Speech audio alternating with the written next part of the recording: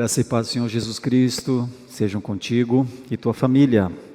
Vamos abrir a palavra de Deus na carta aos Hebreus, no livro aos Hebreus, texto do Novo Testamento, capítulo 11, os versículos 17 até o 22. Até o 22. Hebreus capítulo 11, versículos 17 a 22.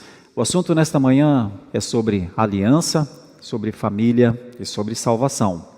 Esse é o nosso pano de fundo.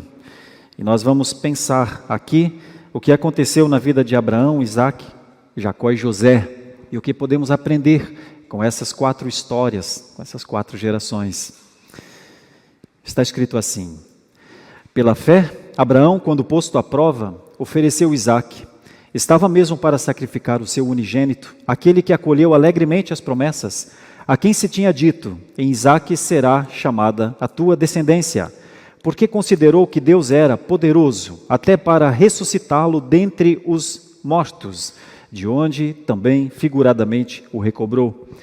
Pela fé, igualmente Isaque abençoou a Jacó e a Esaú, acerca de coisas que ainda estavam para vir.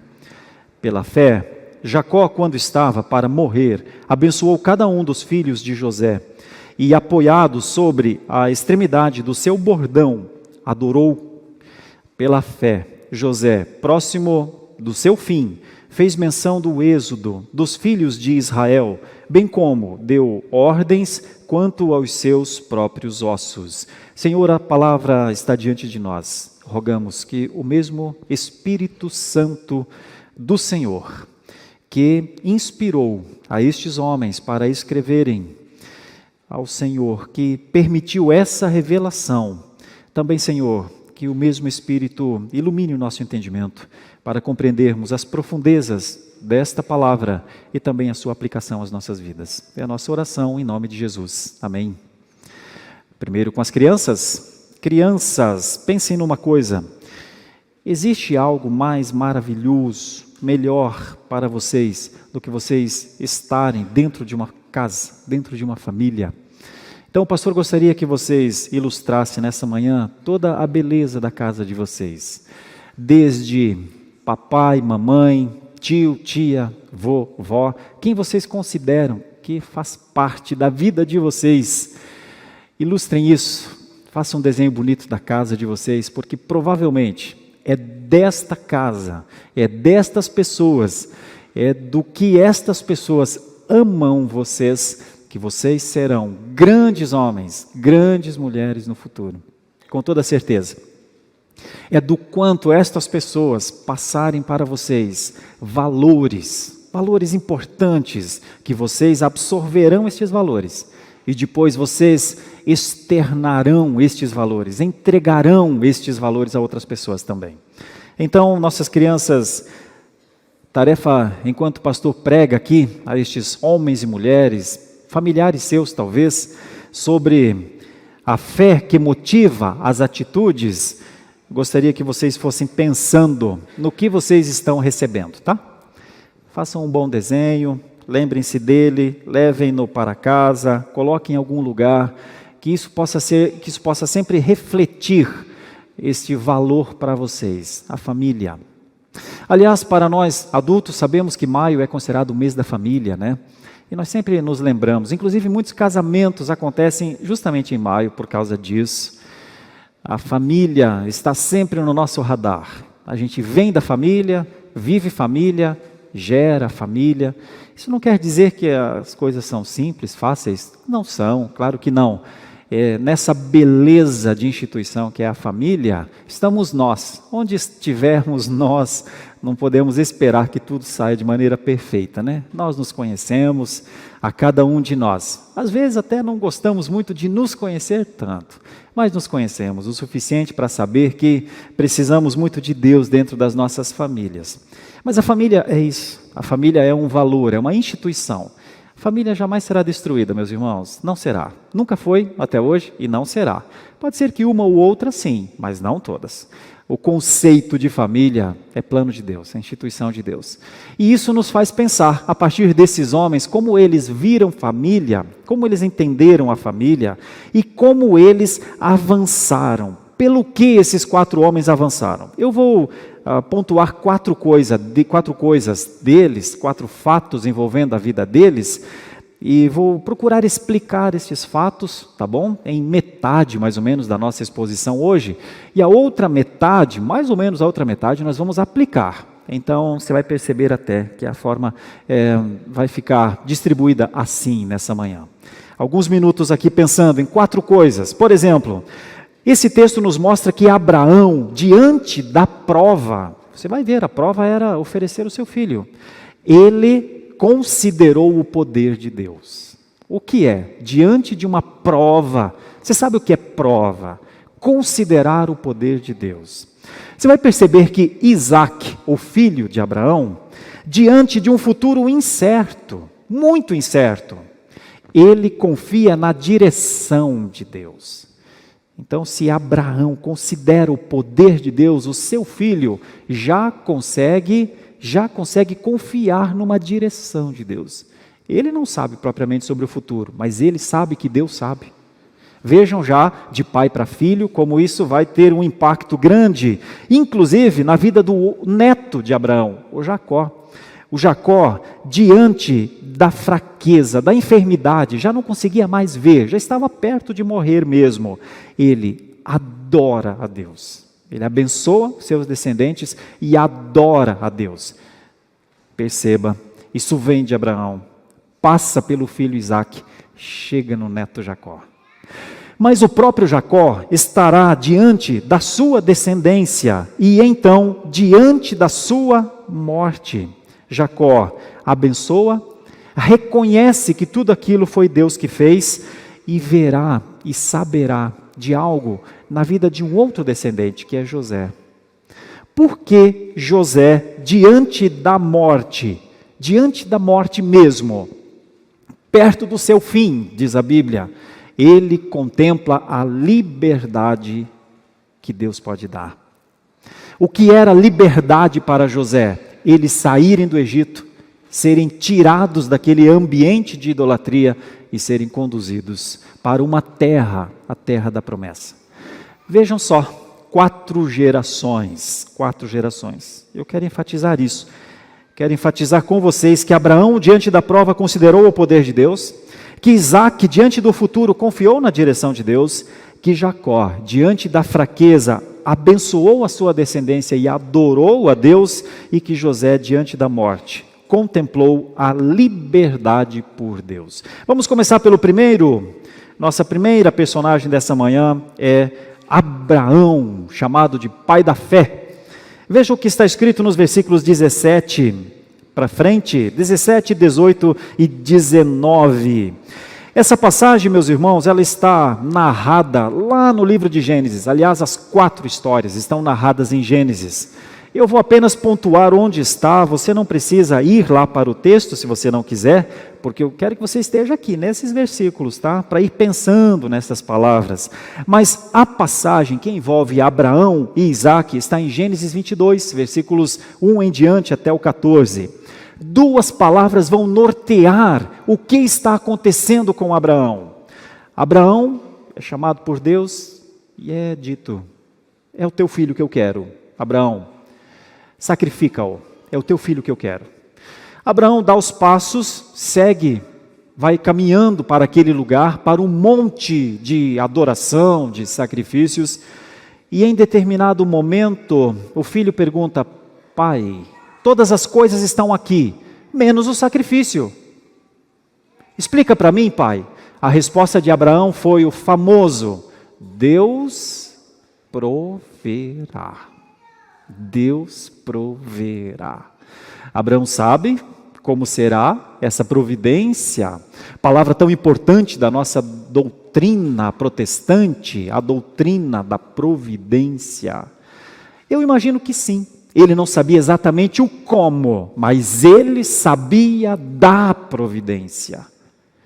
É por isso, meus irmãos, que sob prova, Abraão considera o poder de Deus. Sob a maior das provas que um homem pode ter, entrega o teu filho. Ele considera quem pede. Deus precisava do filho de Abraão? Era prova, meus irmãos.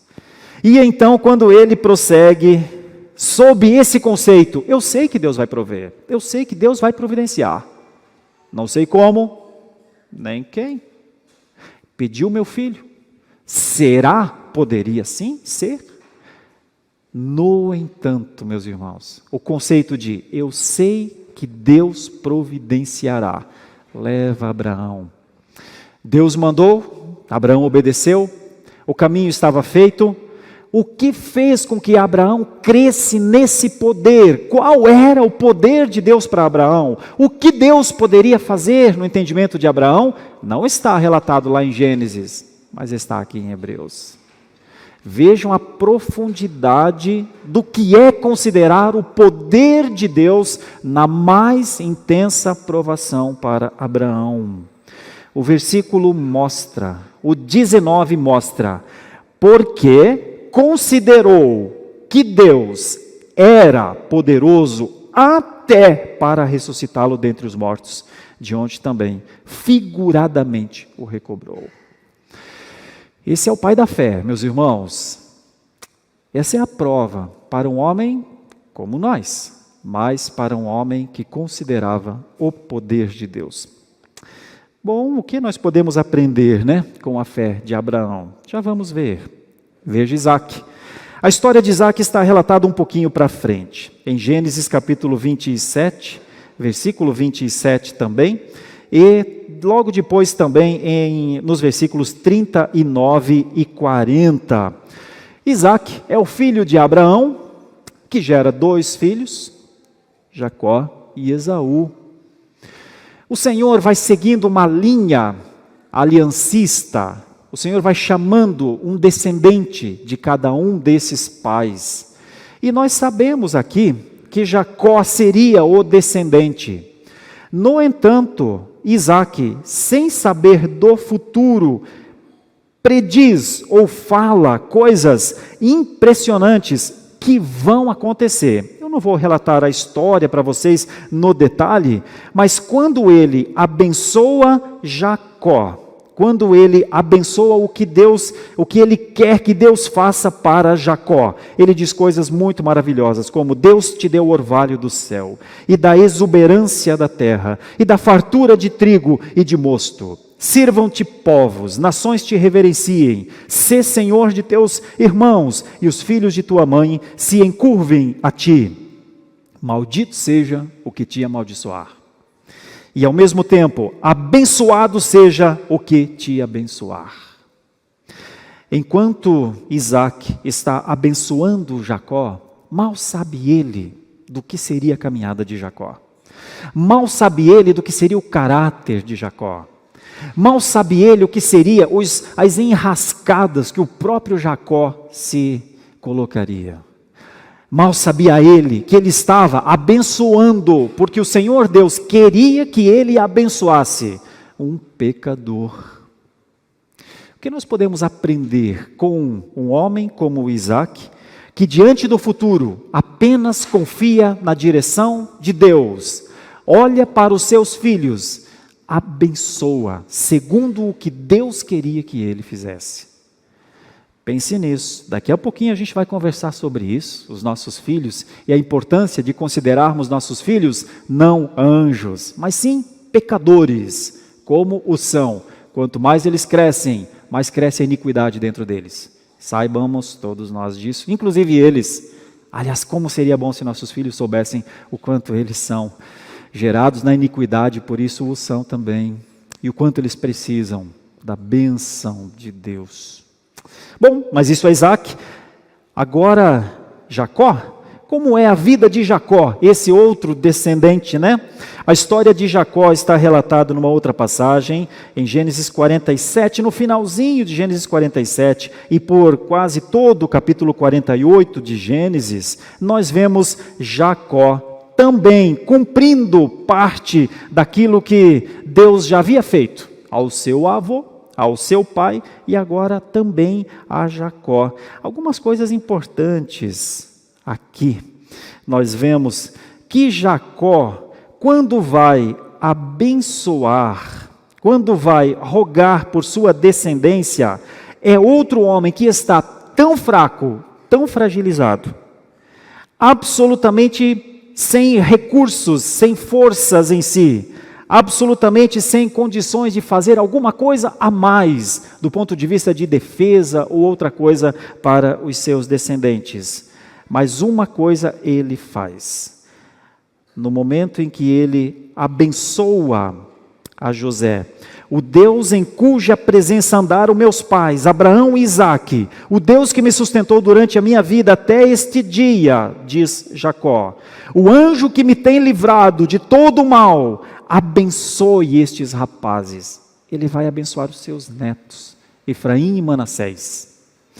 Vai acontecer algo ali na bênção que José estranha, não gosta muito, porque o avô troca as mãos dos filhos e coloca o mais novo antes do mais velho.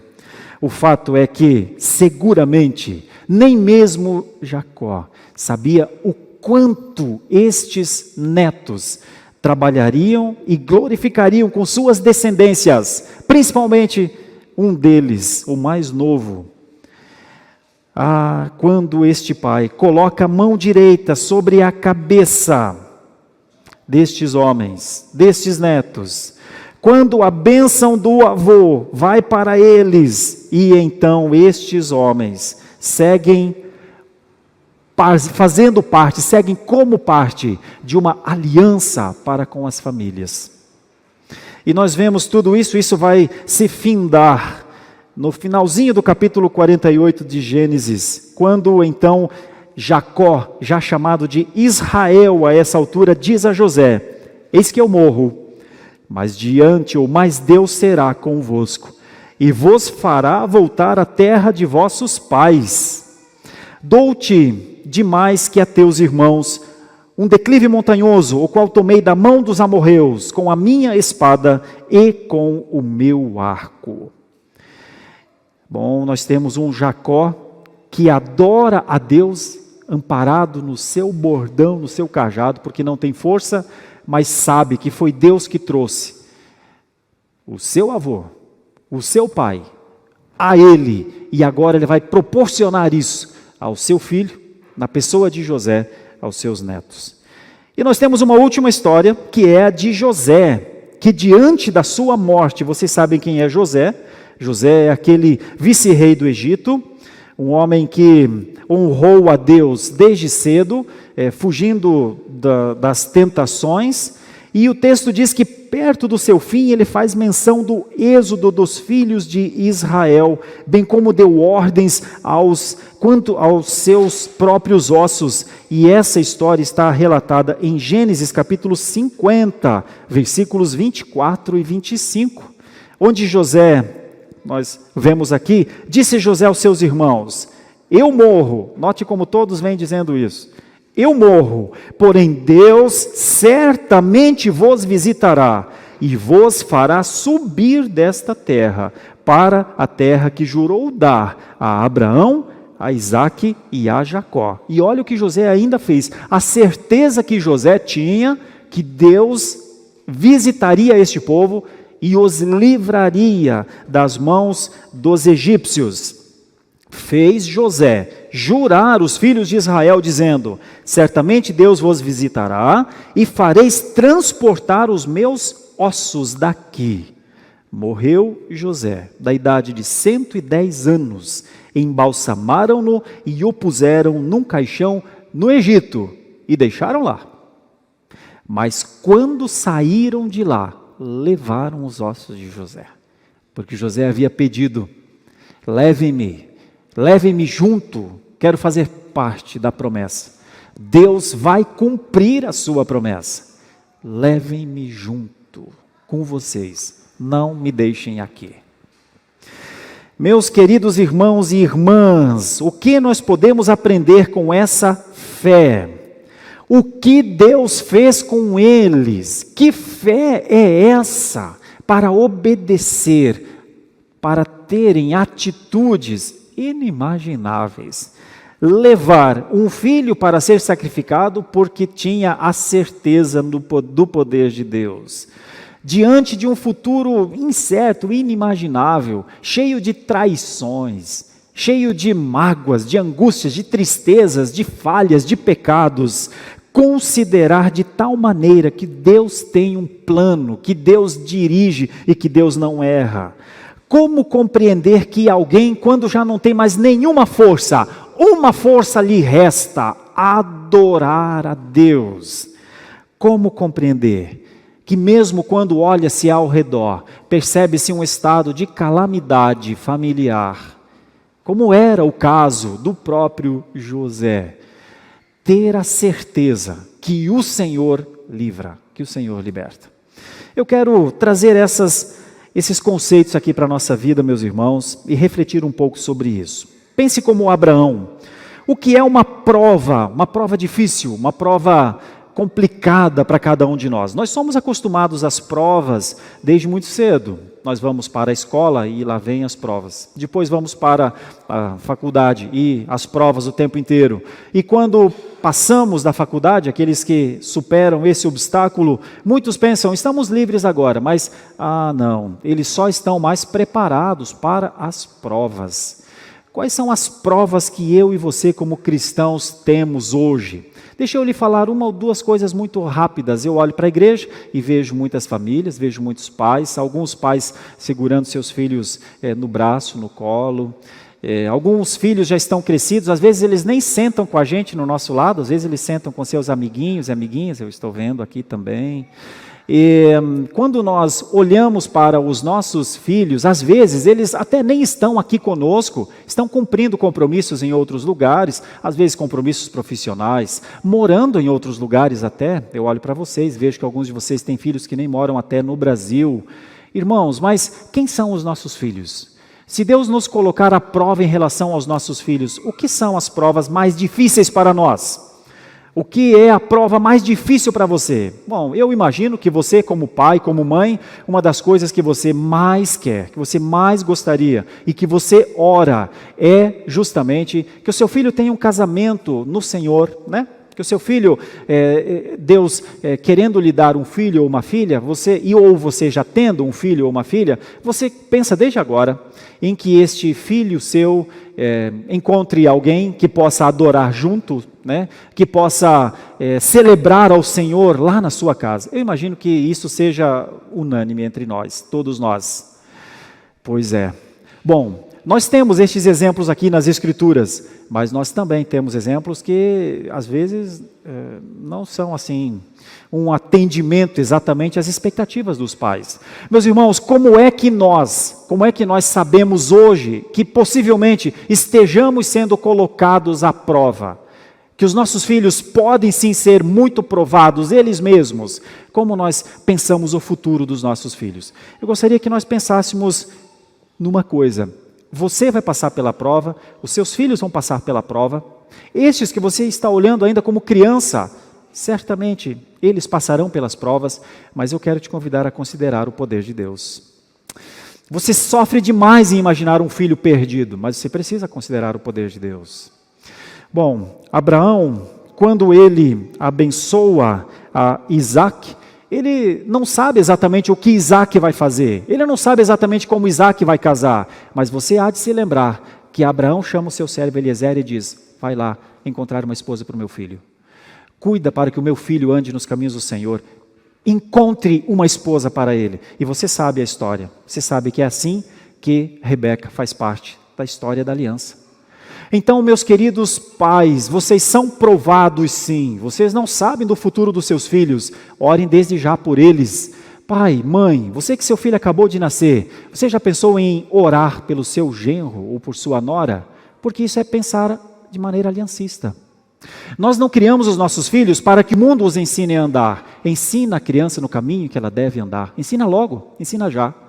Se o seu filho ainda é bebê, ou se ele ainda nem nasceu, como eu vi a Emily aqui, e outros irmãos, se vocês ainda nem viram os seus filhos, se vocês ainda nem se casaram, Vocês já são provados hoje, vocês não sabem do futuro dos seus filhos, mas vocês têm participação em oração desde já. Então eu quero aplicar isso de maneira muito breve, mas quero te ajudar a pensar. Se você é solteiro ainda, ore pelos seus filhos. Se você é adolescente ainda, ore pelos seus filhos. Se você é criança e talvez você estranhe demais isso, pastor, eu gostaria, você está desenhando aí o seu papel, fazendo a sua ilustração. Eu gostaria que você pensasse que um dia você será adulto, como serão os seus filhos? Eles terão fé? Eles farão opções que glorifiquem ao Senhor? Pastor, isso é tudo muito estranho. Como é que eu vou fazer isso? O que me cabe? Num primeiro momento, orar. Depois, pense como Abraão se importou com o casamento do seu filho. Nós vivemos numa cultura de ruptura, uma cultura em que o pai cuida das coisas com a sua mãe, e quando o filho cresce, quando ele tem 18 anos, ele é livre para fazer o que quiser. Não na aliança. Não na aliança. Na aliança, o filho nunca fará o que quiser. Na aliança, o pai, responsável pelo acordo que ele tem com Deus, sempre cuidará da fé do seu filho. E isso inclui sim a sua casa. Por isso os pais, avós, sempre serão ministradores na casa dos seus filhos. Se você tem um entendimento contrário a isso, reveja imediatamente, porque provavelmente você esteja pensando como a cultura. A cultura anticristã diz que sogra não se dá bem com nora, que genro não se dá bem com sogra. A cultura brinca e zoa da família. Nós não, jamais, nós não. Mas isso precisa ser entendido à luz da aliança. Vejam a responsabilidade de Abraão. Assumamos a nossa responsabilidade com os nossos filhos. Vamos para Isaac. Isaac, diante do futuro, não sabe o que vai acontecer com Jacó e Esaú. Assim como nós também não sabemos o que nossos filhos serão. Eu brinco, lá em casa nós temos exatamente esse exemplo. Eu sou o mais velho da minha casa. Já passei dos 50, 51 já. Meu irmão é mais novo que eu. Bem mais novo que eu, 5 anos mais novo que eu. A gente brinca que não parece, mas ele é mais novo que eu. Mas na nossa casa, ele é primeiro e maior que eu. Porque eu sou mais velho na idade, mas ele é mais velho na fé. Ele conheceu antes a palavra, eu aprendi muito com o meu irmão mais novo. Eu até hoje sou um aprendiz do meu irmão mais novo. Depois nós tivemos um outro irmão, e aí nós dois temos um trabalho na vida desse nosso irmão, que é pastor também. Nós temos uma irmã mais nova. Os mais velhos sempre têm mais responsabilidade com os irmãos mais novos, mas ninguém de nós sabia, quando nós conhecemos a fé, o que cada um faria no reino. Assim, nós também não sabemos, como Isaac não sabia o que aconteceria de Jacó e de Esaú. Então, olha para os seus filhos. Na verdade, eu sempre penso que nós nem temos a obrigação de saber o que cada um dos nossos filhos fará, de mais ou de menos, de melhor ou de pior. Uma coisa eu e você precisamos nos preocupar, que eles sejam do Senhor. Você precisa se preocupar.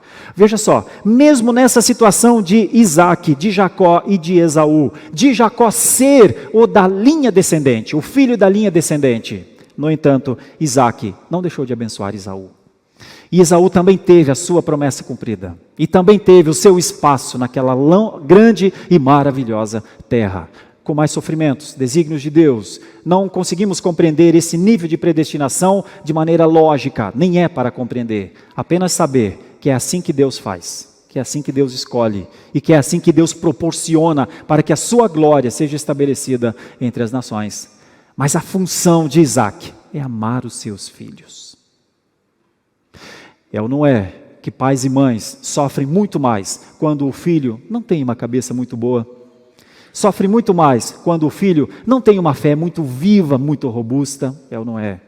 As noites mal dormidas, as noites mais mal dormidas de um pai ou de uma mãe, provavelmente sejam proporcionadas pelos filhos com dificuldades na caminhada, no caráter.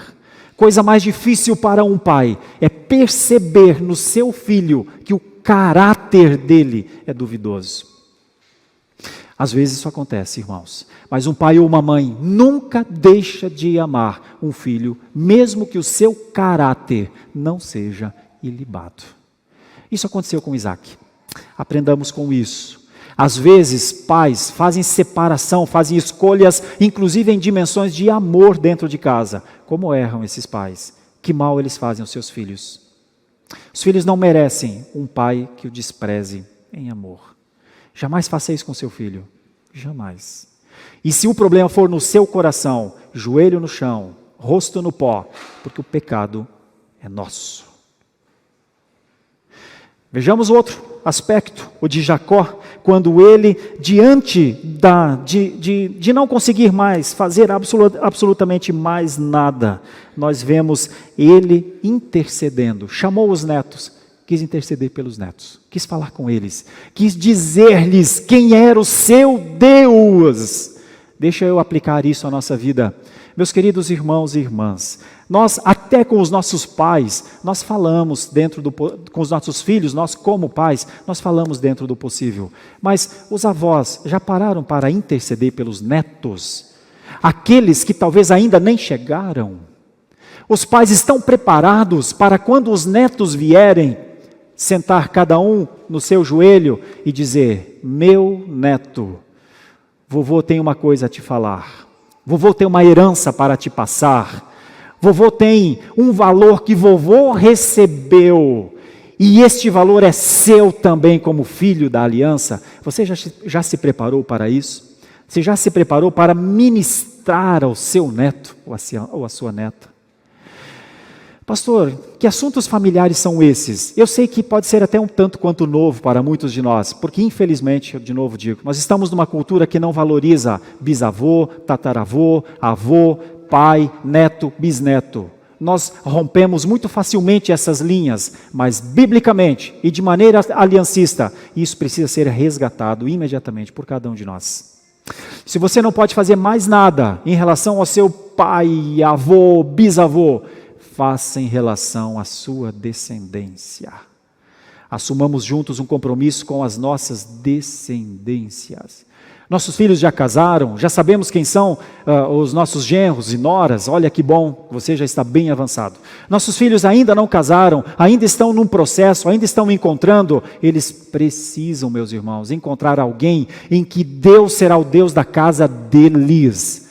Não se conforme, não é porque a pessoa é boazinha, não é porque a pessoa vem de família A, B ou C, isso não faz nenhum sentido na aliança. Eles precisam ter um valor que é outro, um valor que tem sangue, sangue da cruz, sangue que foi vertido por aquele que morreu na cruz. Este é o valor de uma herança que nós passamos para os nossos filhos.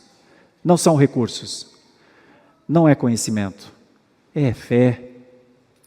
Nós podemos ver isso nestes homens, e nós vimos isso em Jacó. Agora deixa eu aplicar a história de José. Meus irmãos, em alguns momentos nossas famílias parecem terra arrasada.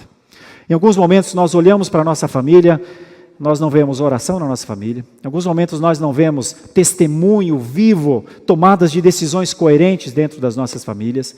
Nós temos, às vezes, e muitas vezes, parentes, primos, que detestam inclusive a nossa fé. Nós vivemos em ambientes que muitas vezes somos sozinhos dentro de famílias. Alguns são sozinhos na fé. E eu olho para vocês e conheço alguns de vocês que vivem isso. E alguns chegam até a pensar: não há nada a fazer, não há nada a dizer, mas eu preciso recobrar o exemplo de José. José estava em um tempo já que talvez muitos imaginassem que o povo de Deus ficaria para todo sempre naquele lugar. O próprio José não sabia que em algum momento da história um outro faraó se levantaria sem saber de José. Lembrem que é a Bíblia que fala isso. Meus irmãos, o que moveu José a dizer: Deus visitará, Deus vos visitará. O que moveu a isso, meus irmãos? Senão uma fé que motiva atitudes. Já contei essa história algumas vezes, ela cabe muito aqui, e eu vou encerrar com essa ilustração. Muitos já ouviram, você que conhece essa ilustração que eu vou contar, só relembre e veja o que é o poder de Deus visitar alguém. Se você não ouviu a ilustração, grave, leve, você pode usar talvez em algum momento. Havia um pai, tipo Abraão, tipo Isaac, tipo Jacó, tipo José. Tinha 5 filhos. E então, eles oravam à mesa todos os dias. Um dia o pai, um dia a mãe, um dia cada um dos seus filhos, 7 dias, a semana toda, todos oravam, todos adoravam. Um dos filhos, quando teve uma idade pouco mais de 10 anos, talvez, ele diz que entre 10 e 13 anos, mais ou menos, ele começou a pensar que ele precisava arrumar e encontrar coragem para dizer para o pai que ele não cria em Deus, não como o pai cria, não como seus irmãos criam. E um dia ele arrumou essa coragem e ele disse: pai, eu não creio assim, eu não creio em Deus. O pai disse: filho, mas o pai vai continuar pregando o evangelho na nossa casa. Todos os outros irmãos teus andam nesse caminho. O pai gostaria tanto que você também andasse nesse caminho, filho. Mas ele disse: mas pai, eu não estou conseguindo, pai. Então o pai disse: filho, então no dia que você oraria na mesa, não vai ter oração aqui em casa. O pai vai orar em silêncio, os teus irmãos vão orar em silêncio, não vai ter oração audível na casa. E isso aconteceu por toda a adolescência daquele filho. E então as crianças cresceram, todos os dias cada um orava, mas quando chegava a vez daquele, não havia oração naquela casa, não oração audível, um silêncio na mesa. As crianças cresceram, as crianças se casaram, aquele pai continuou ensinando os filhos, mas aquele filho não conseguia entender. Um dia o pai ficou doente, o filho já estava casado, todos já estavam casados, o pai ficou doente, cometido de um câncer. E já chegando perto do fim da sua vida, ele chamou este filho e disse: filho, o pai vai morrer, o câncer é terminal, o pai sabe, o pai vai se encontrar com o Senhor, eu tenho Jesus como meu Salvador, entrega teu caminho ao Senhor, confia nele, entrega, filho, o pai gostaria de ver você dando esse passo, mesmo diante da morte ou da morte iminente do pai. O filho disse: pai, eu amo o Senhor, mas eu não tenho essa fé, pai, eu não consigo, pai. E eles choraram ali, mais o pai do que o filho, certamente. E o pai disse: o pai quer dar um presente para você, um terno. Leve esse terno, filho, é o presente que o pai quer dar para você. O filho pegou o terno, levou, passaram-se alguns meses, talvez uns 3 ou 4 meses, o pai veio a falecer mesmo.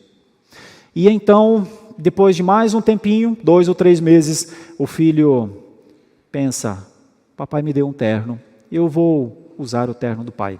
Mas ele viu que a bainha da calça não estava feita. E então ele leva para uma costureira fazer o reparo.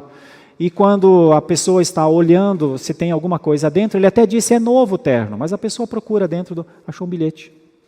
E então entregou o bilhete para ele. E era um bilhete do pai. O pai disse: filho, estava escrito no bilhete: filho, o pai já não está mais aqui, mas a voz do evangelho é a mesma. O pai não está mais aqui. Não posso fazer mais nada por ti, alguma coisa assim. Mas crê em Jesus Cristo, Ele é o único que pode te salvar. Agora já não sou mais eu quem fala, mas a voz do Evangelho continua falando. Eu vi esse bilhete. Um dia eu estava chegando à minha igreja, lá no sul, e esse homem estava em frente, me esperando. E ele dizia: o que eu faço, pastor, diante disso? O que eu faço diante da dureza do meu coração, da maldade do meu coração? Meu pai só queria o meu bem, meu pai só queria a minha salvação. Eu não consegui dar isso a ele. Eu também me entristeci muito com ele, porque dá uma dor quando a gente vê filhos desonrando seus pais. Dá uma dor, dói mesmo. Ele sabia o que era isso. Uma pena que teve de ser depois. O que eu faço? Ele disse: o que eu faço, pastor? Eu falei: entra aqui, vamos nos assentar, vamos conversar. Nós passamos uma tarde conversando. Nós revisitamos passagens das Escrituras. Ele revisitou a fé do seu pai nas Escrituras. Ele lamentou ser alguém que, quando poderia ter amado, abraçado com a fé, ao invés de dar o choro de alegria para o seu pai, ele deu o choro de tristeza. Que ao invés de ele dizer: pai, o Senhor tem valor, o Senhor sempre foi um homem de Deus, e eu quero firmar esse compromisso com o Senhor, ele poderia ter dito: imaginem aquele pai vendo um filho, orando com ele, dizendo: eu creio, pai, eu vou crer com o Senhor, eu vou ensinar os meus filhos. Ele poderia ter dado esta alegria, mas ele preferiu dar a tristeza, ele sabia disso. Uma pena que ele soube depois. Mas não tarde. Meu velho avô lá no sul dizia: antes cedo do que tarde, antes tarde do que nunca. Meu velho avô também me colocava sentado no joelho dele e dizia: filho, chamava de Serginho, a vida a gente enfrenta de pé, de frente e sem medo. Depois daquele pai partir, a fé veio ao coração daquele filho. Ele é um irmão seu hoje. É um presbiteriano como você. Eu não vou falar o nome dele, por respeito e por privacidade. Mas se você chegar lá no céu um dia, se você chegar, e eu quero que você chegue, viu? Se você chegar como filho da aliança e quiser saber dessa história, procure lá. Ele deve estar por lá, encontrando seu pai.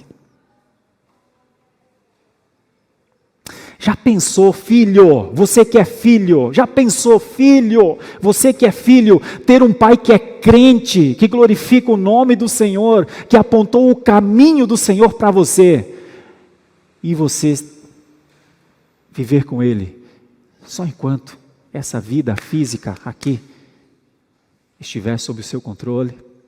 Já pensou lá no céu, Ele estar na glória do Deus Altíssimo, e você não? Você já pensou nisso? Eu queria que você pensasse. A fé passa. Pais ensinam os seus filhos, amam os seus filhos com amor e fé. Pais amam os seus filhos nos sofrimentos deles, vão com eles até o fim, não depois dos 18 largam, jamais, cuidam deles. Alguns filhos não gostam muito disso. Com todo o respeito, filhos, problema de vocês. Os pais precisam honrar a Deus com seus filhos até o fim.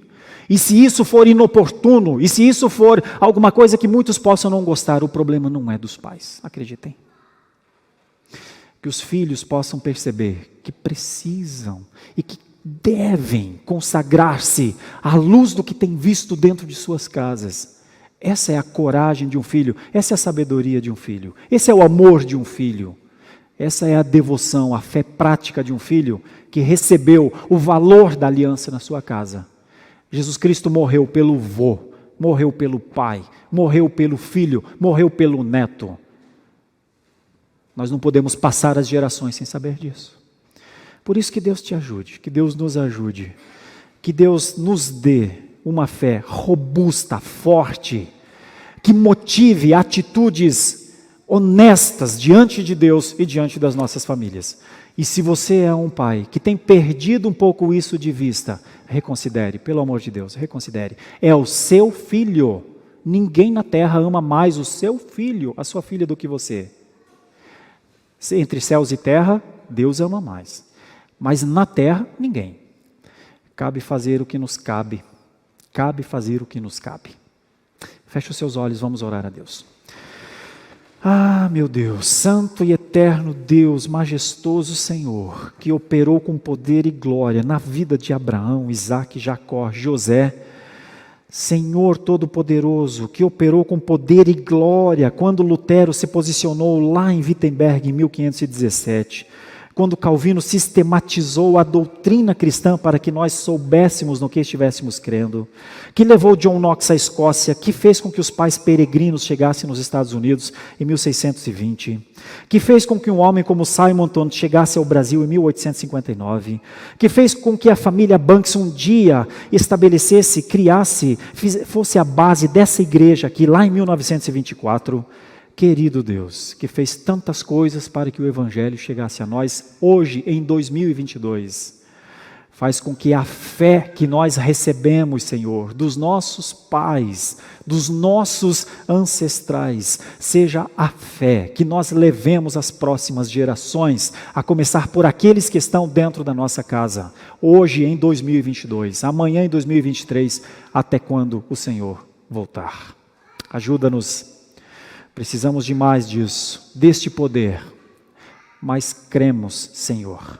Olhamos para a Tua palavra e consideramos o Teu poder. Confiamos na Tua direção, Senhor. Adoramos ao Senhor também e esperamos que o Senhor liberte as nossas casas do pecado. Ah, Senhor, quanto pecado, Senhor, nas nossas casas. Liberta-nos, Senhor. Que o sangue esteja sobre as nossas famílias, o sangue de Cristo, para que então haja confissão de pecados nas nossas casas, desde os mais velhos até os menores. É a nossa oração, é a nossa esperança, Senhor. Em nome de Jesus. Amém e amém. Muito obrigado por nos acompanhar até o final deste vídeo. Para receber mais reflexões e ficar por dentro dos próximos conteúdos, te convidamos a seguir as nossas redes sociais que estão na descrição. Alguns vídeos aparecerão na tela caso queira continuar nos assistindo. Abraço e até a próxima.